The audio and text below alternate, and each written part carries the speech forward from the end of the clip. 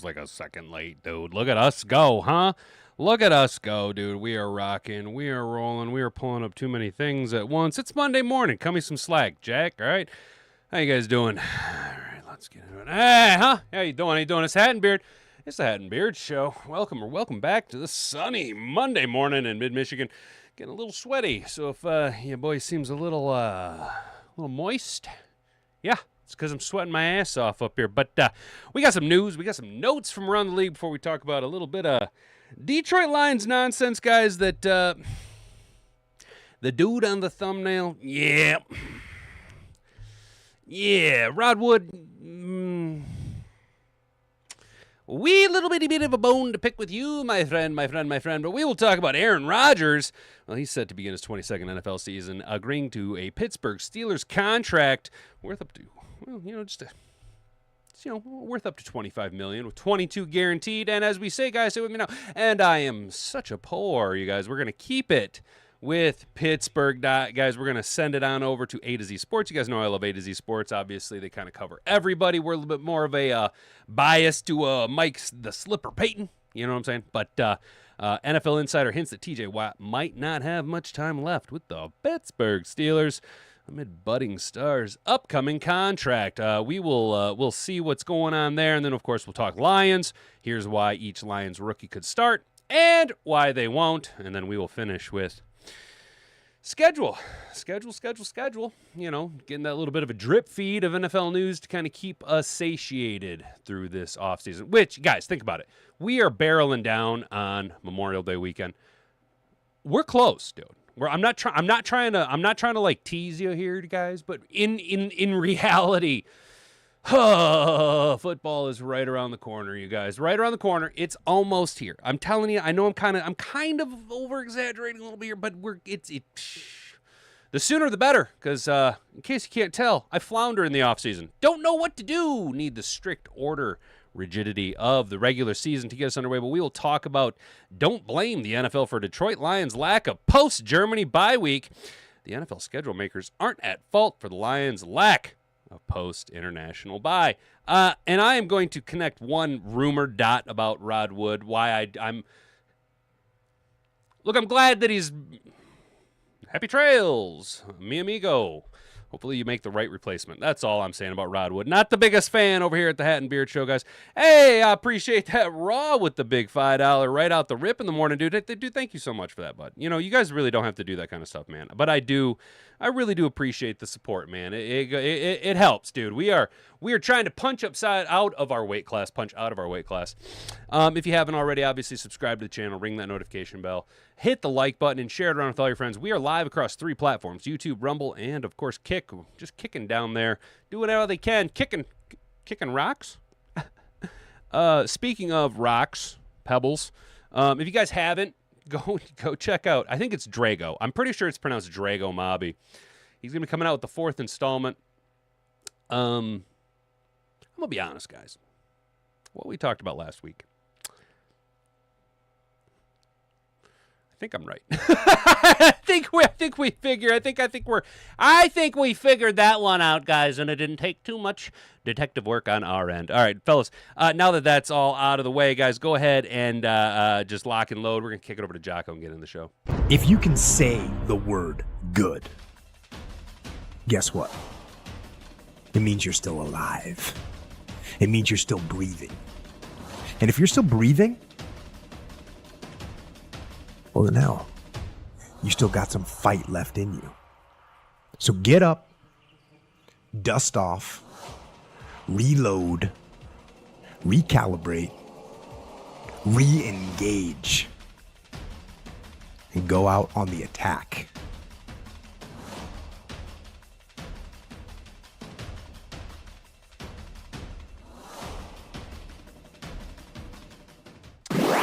Yeah, my mom is 100% right. We totally just kind of bypass spring here in mid-Michigan. I'm a little moist, a little wet. Don't handle the humidity so well. Need to go to one of those places where they say it's a dry heat. It's a dry heat hat. To that point, spend some time in Arizona. Yeah, it is a dry heat. Also, you shock everything. Everything, dude, static. Shock everywhere you go, dude. Everywhere you go. It's a pain in the butt. Appreciate it, Mr. Detroit City. Thank you so much, brother. I'm glad to see you here, dude. Thank you so much, dude. I just like the word loonies and toony. Raw, hell yeah, dude. A couple raws in the toonies, dude. Little loonies in the toonies, dude. I didn't know that's what they were called until I worked with some cats that spent some time in Canada. And, yeah, they kind of beat that fact into my head more. They thought that was the funniest thing that they had ever heard, and I heard that many, many times. But speaking of hearing many, many times, Aaron Do-diddly-do Rodgers set to begin his 22nd NFL season after agreeing to a Pittsburgh Steelers contract, 1 year, $25 million with $22 million in guarantees. Yeah, and I am such a poor. The four-time NFL MVP agreed to a 1-year contract worth $22 million guaranteed dollars with the Steelers on Saturday.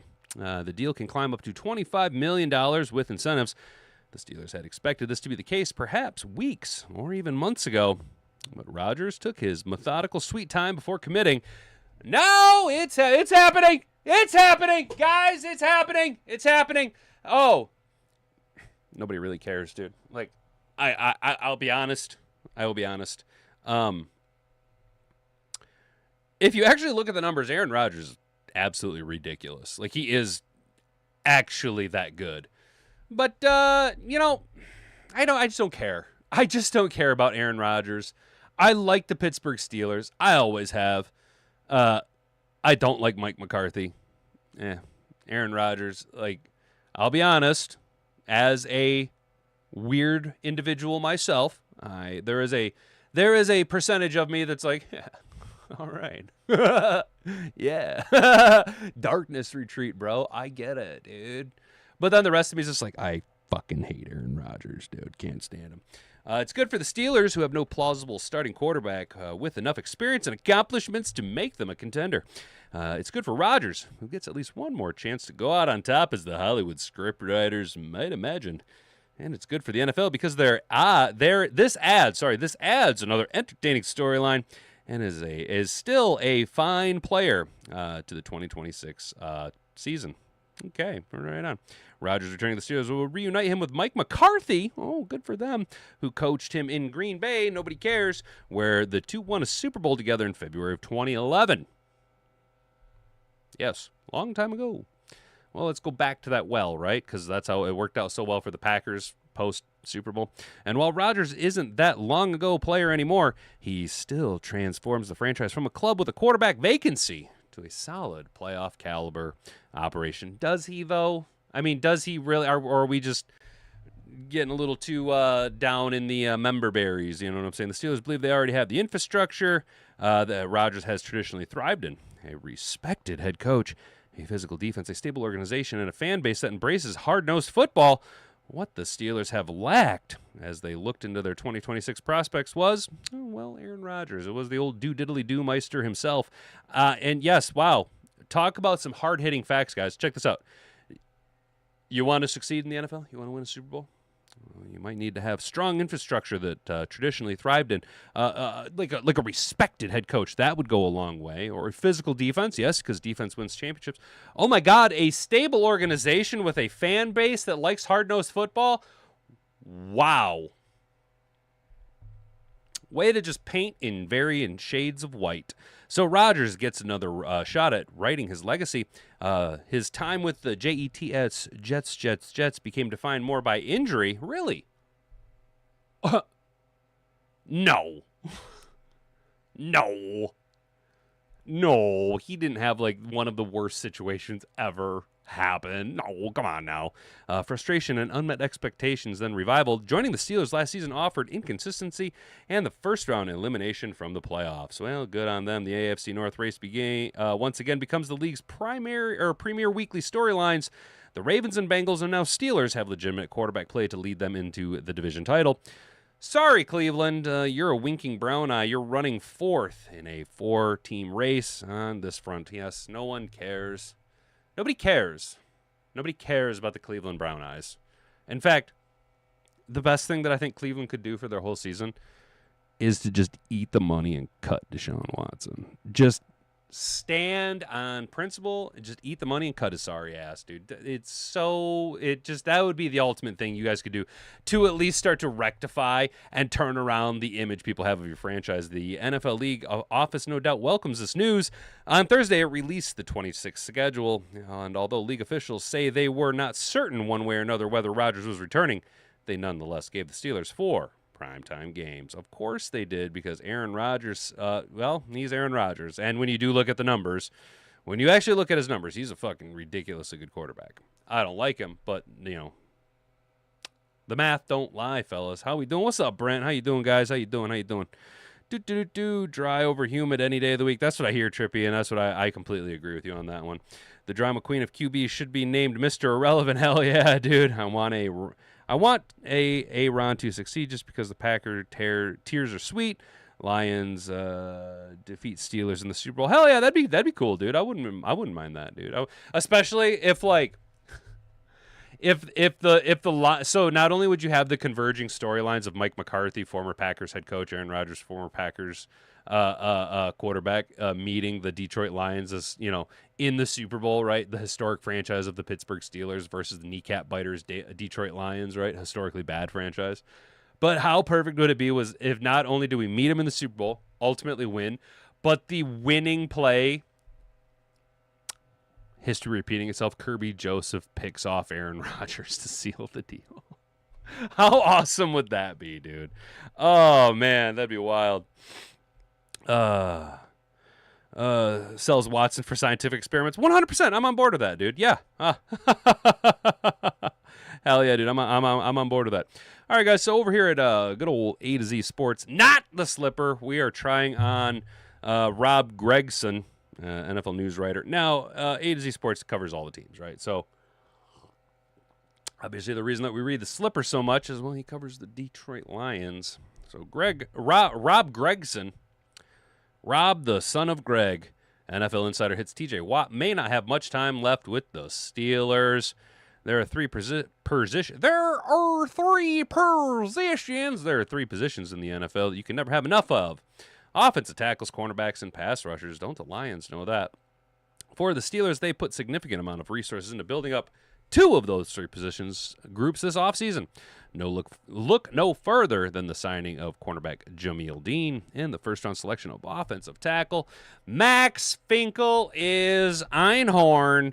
But at the pass rush option, the Steelers boast arguably the best four-man rotation in the league with TJ Wiggity Watt, Alex Gittenhigh-Smith, Nick Herbig, and Jack Seesaw and Sawyer. Which is a great problem to have until it comes time to pay everyone. That's right, money. It's all about the money. ESPN says TJ Watt trade could be possible. Nick Herbig contract looming. Pittsburgh's number 3 edge rusher produced 7.5 sacks in a part-time role last season, and plenty of teams would be glad to make him a full-time starter. That doesn't necessarily look. Hey, pass rush production in a part-time role doesn't necessarily mean they're going to be good. Look no farther than Al-Qadim Muhammad. Ascending pass rushers get paid. The Steelers want to keep Herbig, but also have T.J. Watt and Alex getting high on Smith on the books. If Herbig makes it to free agency, he'll be a player who's not a household name, but big and hairy with the crack in the back, could be paid as one. Yes, if he's already, 7.5 sacks as a part-time rusher, it's pretty good.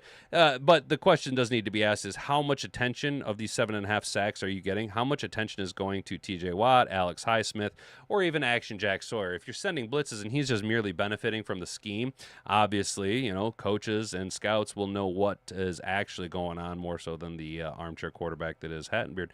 To the point above, the Steelers end up signing Herbig long-term. Having 3 contracts allocated to one position is a tough proposition. Watt, for all his greatness, turns, 32 in October. I didn't realize he was already that old. And has guaranteed salaries of $32 million in both 26 and 27.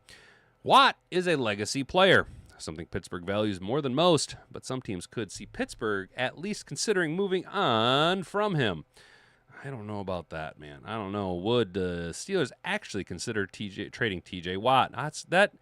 Do you guys really see a world where TJ Watt isn't in a Pittsburgh Steelers uniform? Does that not just seem very interesting, bizarre, kind of like watching like I don't know, dogs walking around on their back legs putting on pajama pants. You know what I mean? It just seems kind of weird and just altogether off-putting, if you ask me. There's a common phrase the Steelers GM Omar Khan and former head coach Mike Tomlin would throw around with TJ Watt when he was looking for a new deal last offseason. He's a one-helmet guy. That's what we like to hear. This is a player who back in 21 ended his holdout with the Steelers, going against his agent's wishes to sign a deal and get back to work. A player who has been introduced last for years now. The most popular jersey in circulation, and someone who you could argue is on the Mount Rushmore of Steelers legends. Oof. I don't know about that. And it's not to take away from TJ Watt, but it would be really more as a compliment to all of the just like massive Giants shoulders that he stands on, right? Like, TJ Watt is an incredibly talented player, right? Any other franchise, 31 other teams more or less, he would be on their Mount Rushmore. The problem with the Steelers is you are such a legacy franchise with so many players that although TJ Watt has all of these insane stats, the biggest thing holding TJ Watt back from maybe ascending to the absolute Mount Rushmore of Steelers legends, and correct me if I'm wrong on this, chat, has TJ Watt ever hoisted the Lombardi trophy for the Pittsburgh Steelers? If you're a Detroit Lion, yeah, TJ Watt's on the Mount Rushmore of Detroit Lions. If you're, the Houston Texans, the Miami Dolphins, the Saints, the Bengals, we can go on and on. But I don't know the answer to this, chat. Please let me know. Does TJ Watt does he without hoisting the Lombardi trophy just on his accolades and body of work, does he justifiably deserve a spot on the Pittsburgh Steelers Mount Rushmore? All right? That's because there's a lot of guys who you could argue should be on it that aren't, who should be on it over TJ Watt who aren't, And by what metric are we viewing this? Accolades, numbers, or do we view it through the lens of the NFL's Hall of Fame? Can you tell the story of this franchise without TJ Watt? Because if that's the case, then yes, easily. Simply because he has been such a dominant force, marketable force in the modern digital space, right? You can't, though, compare and contrast that metric versus, say, a Terry Bradshaw back in his day, because that market didn't exist. You know what I'm saying? So, I don't know. It's an interesting thought exercise. I would have to say, personally, if I'm looking at it from the outside in, if I'm really trying to chew on the fat of this, I'm going to have to say, and this is no slight to TJ Watt, but no, dude, without having that top, that summit of the game, just like it's hard for quarterbacks to get into the Hall of Fame, regardless of their numbers without that ring, because of the nature of your franchise, I would have a hard time because you've never been a part of a championship team. It's a lot of individual accolades and assets. That's awesome. But when you're looking at a franchise with so many Super Bowls, so many accomplishments, it gets kind of choppy. Yes, he would. Watt is Palomalu, the definition of a staple of the steel curtain. Okay, that's fair. And, and I was thinking of Palomalu when I made the comment of there might be players who should be on it that might necessarily aren't. I was thinking I would put Troy Polamalu on the Mount Rushmore over TJ Watt. But then again, does Troy Polamalu deserve it over, say, like a Joey Porter or Terry Bradshaw or a Mean Joe Green? Because we're looking at so many decades of work, He is the only player in Pittsburgh Steelers history to be voted the team's most valuable player 5 times. Okay, right on. Hell yeah. There you go. See, Trippy, there's another good, What's up, Sam? Good to see you here this morning, dude. I know you'd be working in the morning, dude. Good to see you, man. There's another accolade internally that could value it more so. You know what I'm saying? That's a good point. The bust, yeah, Jerome Bettis, exactly, dude, exactly. Why are our fans so down on the schedule release video? I thought it hit the mark. Derek, I don't know about the schedule release video, but you guys want to talk schedule? You guys want to talk schedule? Here, let's just change it up a little. Let's go over and talk about Rod Wood here. All right. So the schedule, it ended up shaking out like kind of how I said it would last week, right? I think we had talked about it where we knew the Germany game was 2 weeks before Thanksgiving, right? Yeah, so it'd go 10, 11, 12. We were kind of hoping to land on a bye week there between the Germany and the Thanksgiving game because it's an international game.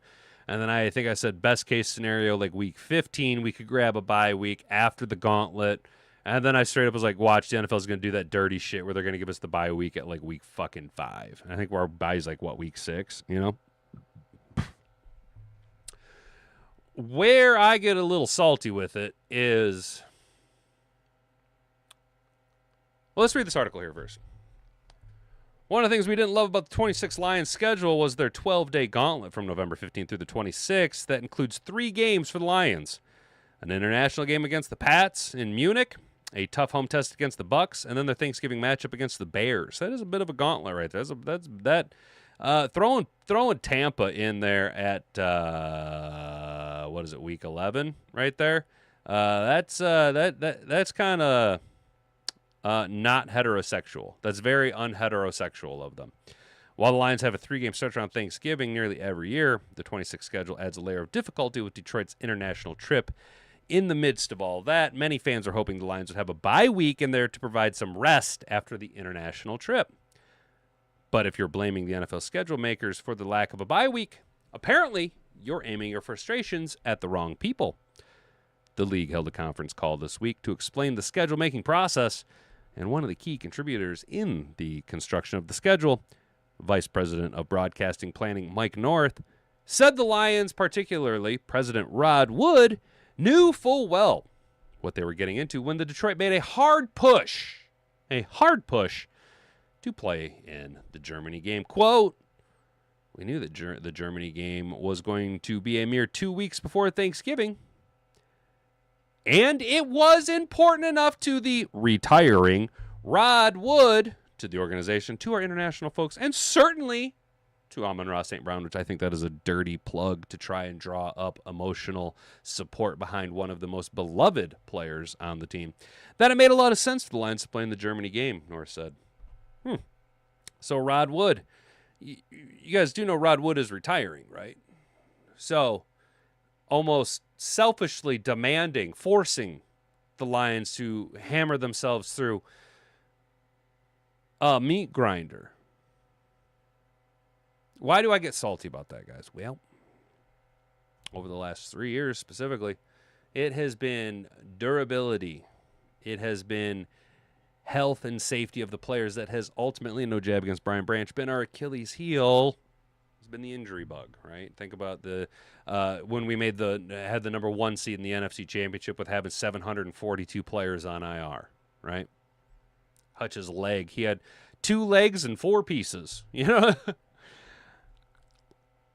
I think it's very selfish of Rod Wood to knowingly force us into this Germany game, knowing that there wouldn't be the bye week after the international travel, knowing that we'd have the Thanksgiving game, and knowing that ultimately the one thing that he had more power over than anybody else in this aspect of maintaining the health and safety of the players, maybe possibly allowing them to have a little bit more sustainability, longevity, and not sending them halfway around the globe. No. What did he do? He said, I'm a boomer. I'm retiring. I want them to go to Germany on my legacy. I don't care. I want it. Give me that. It's mine. You know what I'm saying? That's what Rod Wood did. Rod Wood's a dickhead. And what I'm worried about is that dickhead Rod Wood. Now, I don't know this to be a fact, but I have heard some scuttly-buttly-do that Rod Wood is actually the individual who's handcuffing Brad Holmes in his money contracts, or the amount of money available in contracts, that certain players maybe would have been more apt to re-sign. Carlton Davis had Rod Wood maybe not had so much verbiage inclined. This is just all scuttlebutt, right? This is all just scuttlebutt. But what I'm very worried about is that the Lions are staring down the barrel of a very difficult decision. Well, at least on paper, it's a very difficult decision. And that decision is, what direction do they want to go? Rod Wood is supposed to be retiring, right? He's supposed to be moving on. Happy trails to you. Go send some other team halfway around the globe and run them through a meat grinder of a schedule when we're trying to win a fucking Super Bowl. Go do that elsewhere. Thank you. Please go away, Rod Wood. Rod Wood, go into the trees, dude. Go to the woods and hang out there. Nobody likes you. I don't want you here anymore. Rod Wood. But what I'm very worried Rod Wood is going to do is that Rod Wood is going to absolutely bully the Detroit Lions organization into making the wrong decision for his replacement. Right now, it's kind of coming down to at least speculation. Back when we looked at it like 2-3 months ago, speculation was that it was going to be either, what was it, the VP of operations, some numbers guy who's been very in control of the contracts, or Chris Spielman, right?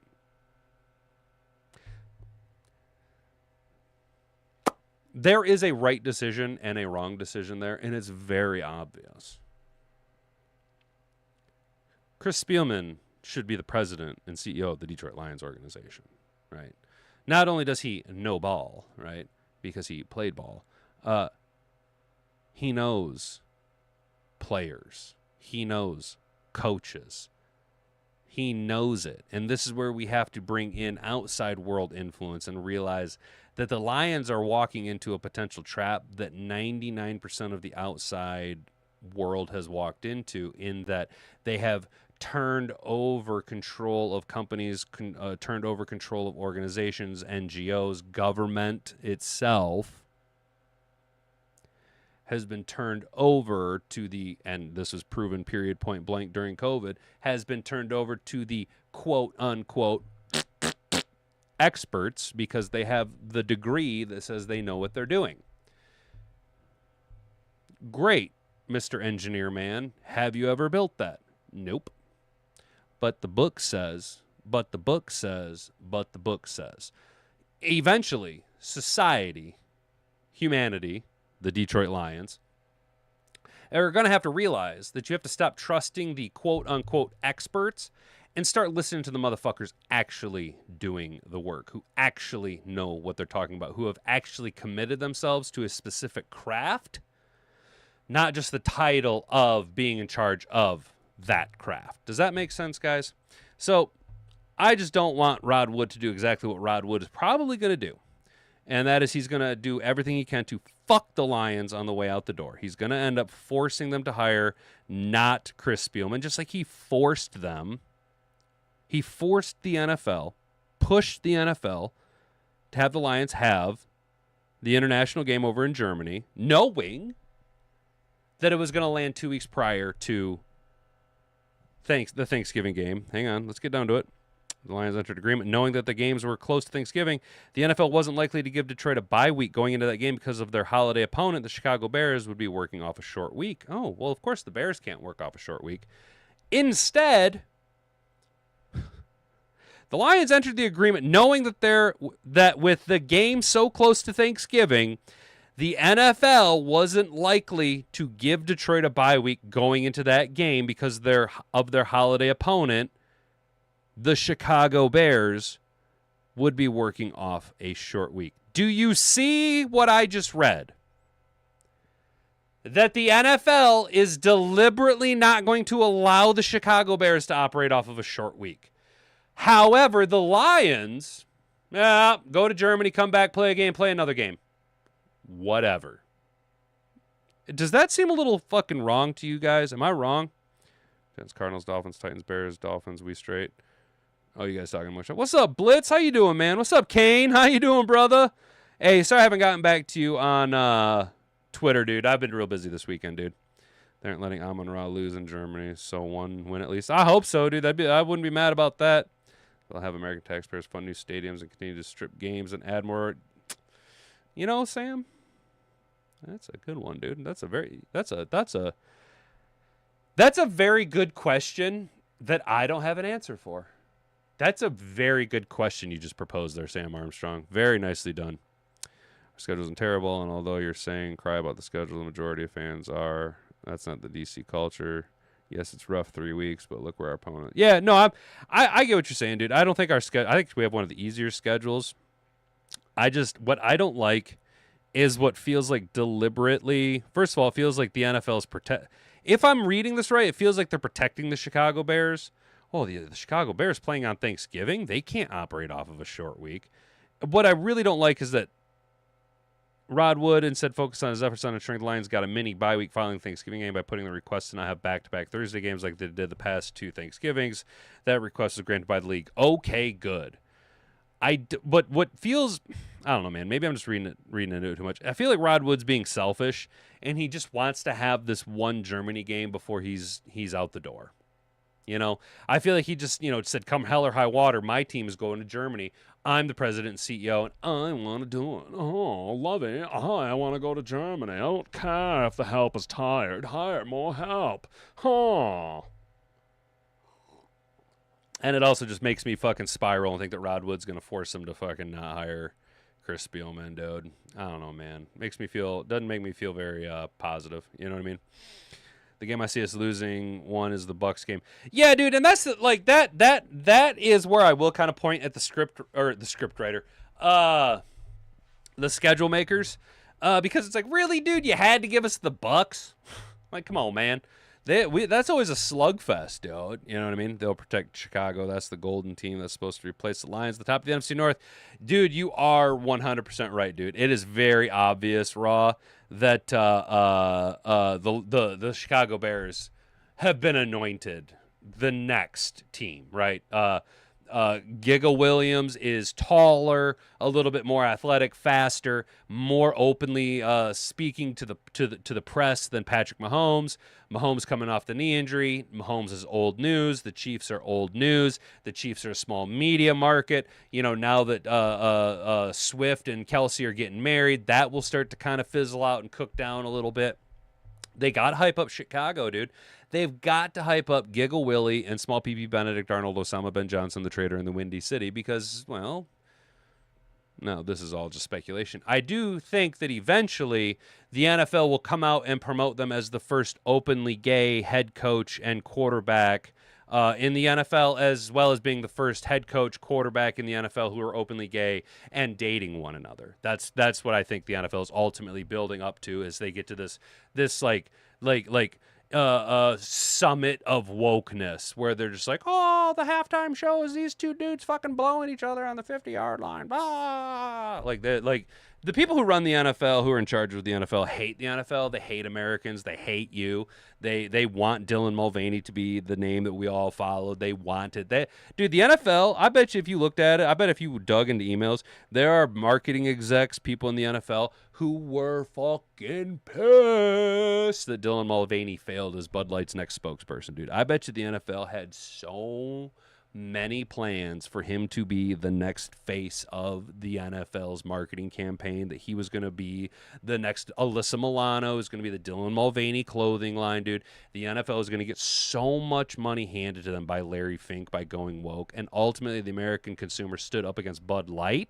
And then the NFL had to change course a little bit, dude. But now the NFL, woke's not dead yet, dude. It's just kind of lurking down there in the background. And I think that the NFL had to redirect a bunch of their funds and storylines away from certain pre-designed plans. And they're just going to funnel it right into Chicago. Chicago's a shithole. Chicago's an absolute shithole. Okay, there's nothing good about the city of Chicago. It's a dumpster fire. It's a liberal shithole, dude. It needs to absolutely be washed, for lack of a better term. It needs to just be flushed and restarted, dude. Chicago's a shithole, so the NFL is going to try and funnel as much money as they possibly can to artificially inflate the value of the city, right? And then as the Bears continue to stumble and fall, because what have we seen based on player acquisition and departure through the Chicago Bears under the tenure of Small PP Benedict Arnold, Osama Ben Johnson playing alongside Giggle Willie, right? Players frustrated, players angry, players retiring, players demanding trades, players seeking releases, right? Because they don't want to do the woke shit, right? And eventually, I'm telling you that the NFL will ultimately probably push Small PP Benedict Arnold, Osama Ben Johnson, and Giggle Williams as the first openly gay head coach and player, as well as the first openly gay head coach and player who are dating one another, if not already married. You know what I'm saying? Yeah, Alpha, what up, dude? Thucydides trap. The NFL doesn't want a rising super brother to take over the force. Dude, yes, bro. Trippy, I love that you just pulled Thucydides trap. I just wrote the script. You like that, dude? Shout out the trap game is the Panthers. That's the game we should win but could lose. Yeah, we're going to beat the brakes off the Panthers. Alpha Gridiron, what's up, dude? What's good, Sleepy? How you doing, guys? Yeah, so Alpha, I this morning while I was working out and getting ready to do the show, I was watching Drago's response, I guess, to Pebbles' response. You guys see Pebbles responded, dude? Drago also has a response, and he's dropping the fourth installment. I think he's dropping the fourth exposure installment today. I think he's at least working on it. I think we were right in our breakdown of Pebbles, dude. Comments off, you know. And not for nothing, the more that I watch it, dude. Now, I'm not saying that I'm a big enough individual to warrant a response, right? But have you noticed that that Pebbles specifically tries to bully around black guys? Like, have you noticed that he deliberately goes after them, both with legal threats and with big talk? Like, he does not, like, it's in my opinion, it is just another example of the soft bigotry of low expectations that fucking liberals have. You know what I mean? I'm not trying to go down this road, and you guys know me. I am the last guy to play the race card. You guys know me, right? I don't buy into that shit. But, you know, I'm just noticing, and I know that noticing patterns is bad, but if I'm going to notice patterns, I'm going to notice patterns. Pebbles seems to try and just bully black folk, dude. Have you noticed that?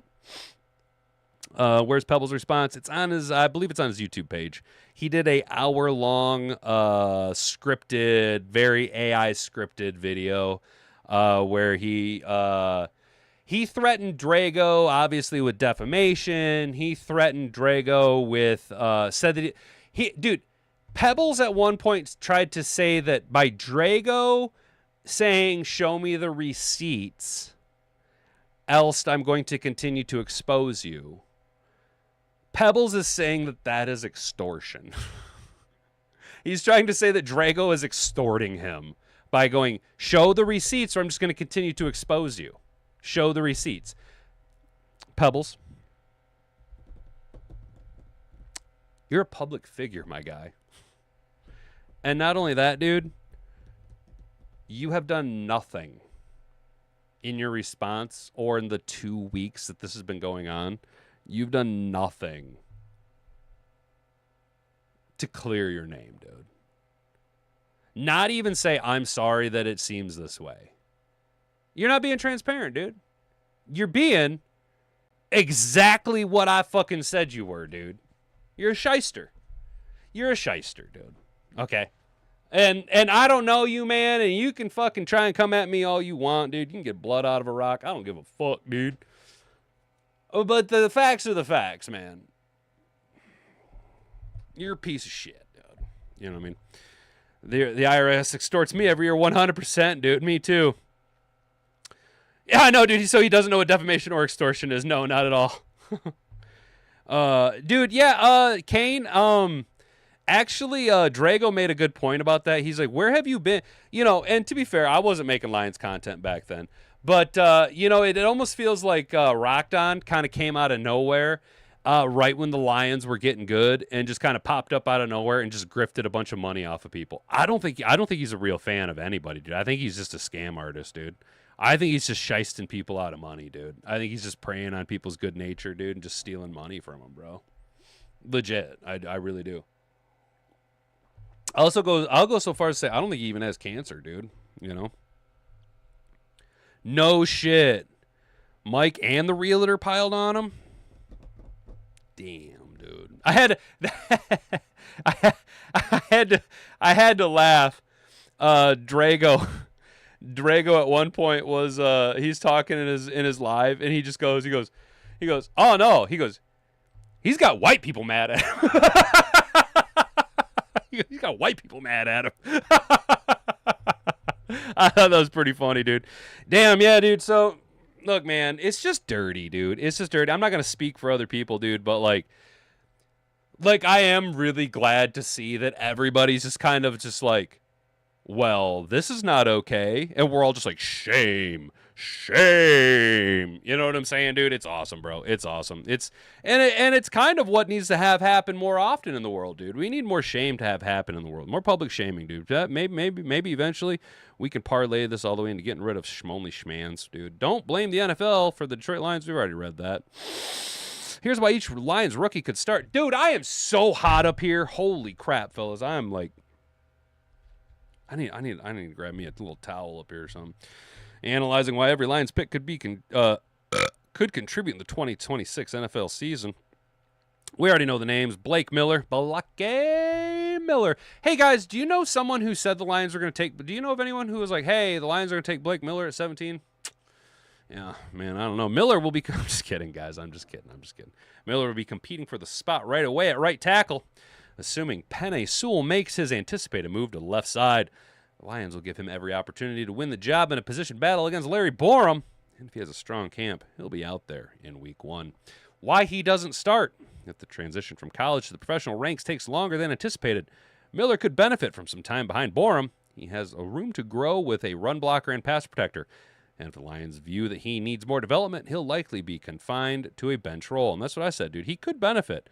I honestly think that the situation that we have projected at right tackle between Borom and Miller, it is a win-win situation. Either Borom wins the competition because Miller just needs more time and Borom is just that much better, right?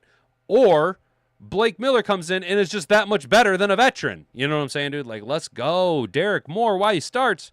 Moore brings athleticism, speed, and power to Lions' defensive end rotation.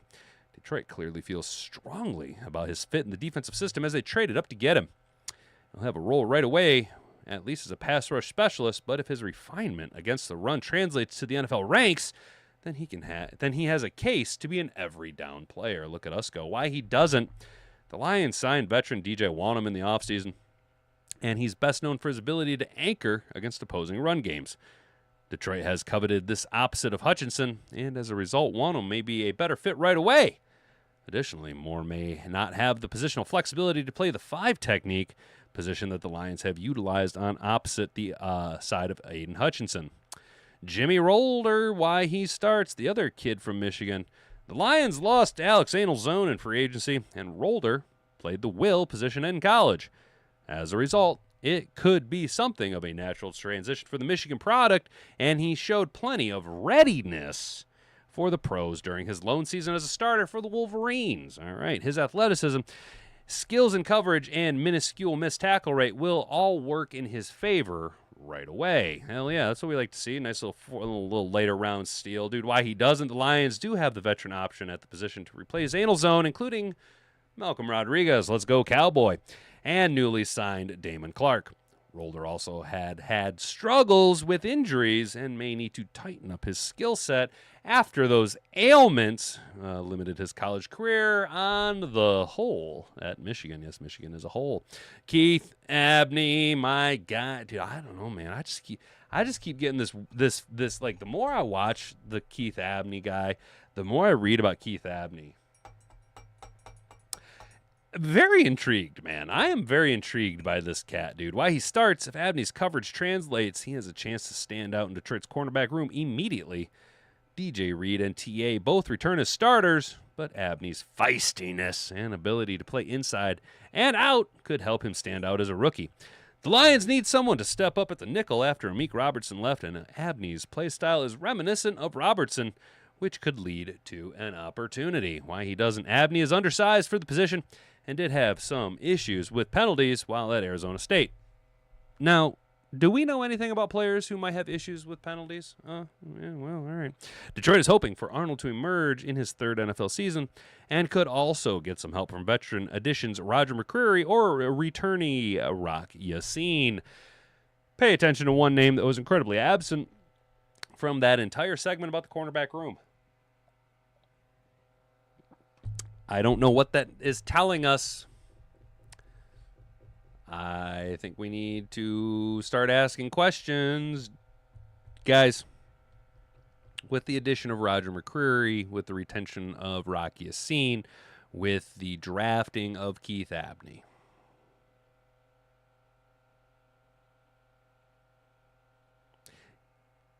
is Rakestraw done? Are we going to give him the opportunity maybe through camp? But I have to ask the question, guys. If Rakestraw is a bubble guy, right? If he's 54 on the 53, right? Do you go lighter at another position group to retain Enos Rakestraw? Or do you, waive him and hope to maybe grab him up on a practice squad? You know what I'm saying? But I'm starting to kind of get the vibe that maybe based on Enos's outward, I'm trying, like on social medias, he's, kind of trying to get, be open about where he is and, really wanting it. I think I think he realizes that the opportunity, the door is shutting, and he needs to make the most of it. And then you read articles like this, and he's not even mentioned. Not even mentioned. Kendrick Law, he starts with a talented returning at this position. Law's quickest path to the starting lineup could be an unfortunate injury. One area that he excelled in college that could help him assert himself was a run blocker, which is a trait the Lions desire at the position. Why he doesn't? Because there's a million guys ahead of you. The Lions simply have too much returning with Amon-Ra St. Brown, J-Mo headlining the group. Isaac Tesla is also primed for a second-year breakout after flashing plenty of potential in his rookie campaign.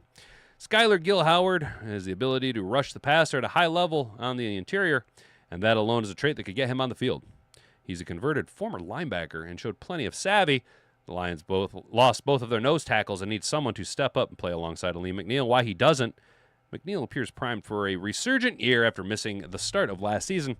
Additionally, expectations are high for the 2025 first-round pick Tyleik Williams in his second season. Apparently, you, sir, have been watching the Hat and Beard Show because, yes, they are very high, at least around these parts. Gil Howard, geez Louise, does need some development from a technical perspective, and serving in a rotational role could serve him well early in his career. And then finally, our last pick in the draft, Tyree West. Why he starts? West does have the intriguing ability, and there is an open competition for that spot opposite Hutchinson. If he seizes the opportunity in training camp and stays healthy, perhaps the Lions feel confident in giving him a look. Why he doesn't? West is a bit of a tweener in that his size isn't prototypical for an interior player, and he doesn't have the athleticism of an elite off the edge. As a result, the Lions may spend training camp figuring out which spot suits him better and allow him to watch and learn early in the season. So kind of a, don't hold your breath. As we get down the list, it gets a little bit more, the path to starting is a little bit more and more difficult. But no guy is actually set in stone to be your walk-away day one starter out of this draft class. Obviously Blake Miller probably has the best opportunity, then Derek Moore. But, injuries could hit the secondary, and Keith Abney could just explode during training camp. You know what I mean? There's a lot of if-then grandma wagon statements. Let's take one last little walk through Mad Hatter Nation here. I am sweating my balls off, fellas. I am fucking... I got sweat up on my eyebrows, dude. How we doing this morning, guys? Rock your team. Love that dude. Yeah, I like Rocky Scene, dude. Maybe drafting dude with straw in his name who was also built like straw was a bad pick. I love it, dude. Hell yeah. Colin Cowherd is an asset. No offense to Hat. No, for sure. Did he write that article? Is that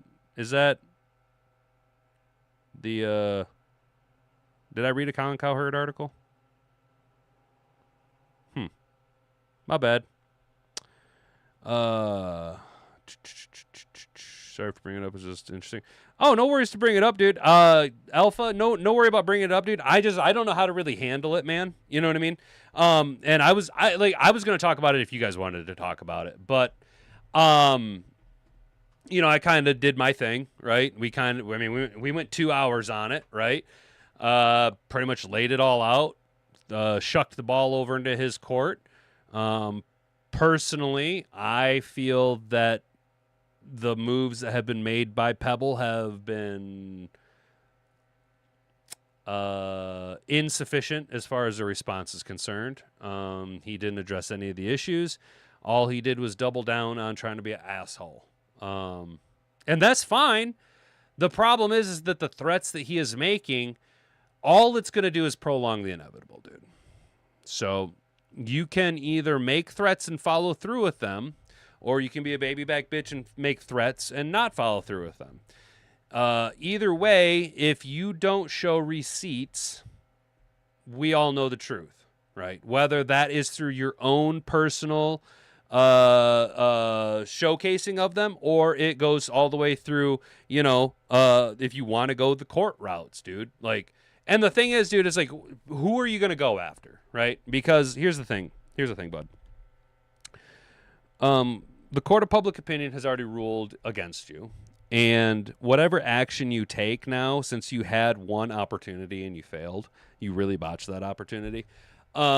Say he decides to go after Drago, right? Okay, that's fine. Go after Drago. Whether Drago needs it or not, I will start a collection fund to help pay for his legal fees, whether he needs it or not. Just because fuck Pebble, dude. You know what I mean? Like, just because fuck you to the moon, bro. Like, you preyed on people, dude. You lied, you preyed, and you stole money. That's not fun, dude. That you should feel really bad about that. You should feel really, really small. You should be embarrassed. People don't like you. People don't like you because of that, man. It is what it is, man. And, you had your opportunity. You botched it pretty badly. Turn the comments on, dude. You don't even have comments turned on. It is what it is, man. But I just think it's pretty shitty. I think it's pretty shitty, dude. You know what I'm saying? Said the NFL is protecting the Lions with an easy schedule. Well, Colin Cowherd's a dildo then. Or Manu outplays both of them.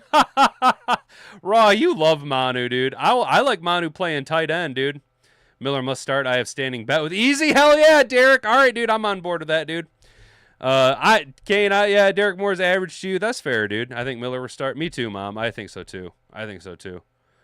Trippy, what happened? Oh, dude, you have no idea, huh? Is anyone going to see Kathleen Kenny Nolan new movie, The Woke Essay? Nope. I don't want to see the new Odyssey movie. I did because I liked the story of the Odyssey and I was a big Chris Nolan fan, but like, nope. No, it's a woke fest, dude. It's a woke fest, and I don't want to see it, dude. I really don't. I have no interest in it. I'm so tired of watching culture and society just destroy itself on the altar of woke for no reason. You earn nothing. You make nothing. You destroy everything. Everything you built and everything everybody else built. You have soiled everything. But that's the society we want, right? Big gray square box homes. Gray everything. Dull, soulless, lifeless. No imagination.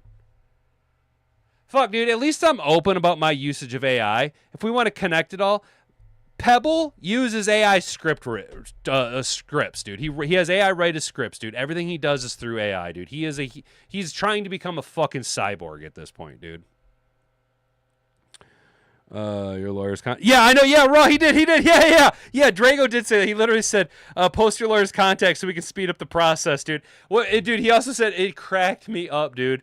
Drago looks right in the camera and he goes, "I stink less than you. I stink more than you. I stink better than you." And I'm like, I can't wait to use that, dude. That is so funny, bro. Dude, I know. It's so bad. Dude. Brent, have you guys seen the AI videos of Ellen Page or Ellen Page, whatever her name was, where they're like like in 300 or in Troy, she just fucking gets smoked. Oh, gotcha. He says, avenge me. Gotcha, for sure. Hell yeah, I feel you. Yeah, I got you now, Kane. My bad. I can't read, dude. I'm illiterate. I'm stupid, dude. And I'm sweating my ass off. All Right, historically bad. Hell yeah, dude. Yo, you guys remember Mystery Science Theater 3000? Hell yeah, dude. That's what's up. Throwing it back old school. Damn, fellas, I am sweaty as a motherfucker up in here. If you guys get a chance, go watch Drago Mobby's Takedown. He should be coming out with the 4th installment of Rocked On Lions expose, showcasing the fraud of the shyster that is the Pebble. Speaking to that, guys, eventually I do want to start my own charity, right? I really do. What's up, Justin in North Carolina? How you doing, man? What's good, brother? I think it'd be cool to start our own foundation here, right? Like, and I was thinking of why not like name it after someone from the community who's no longer here, right? And we could call it the Brent DeWitt Foundation, right?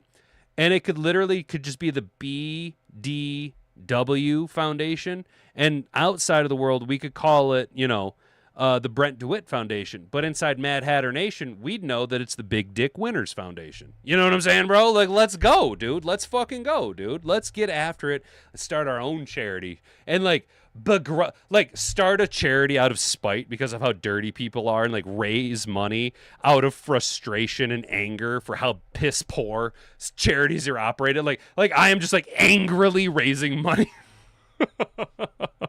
Oh, I think that'd be funny, dude. I think that'd be funny.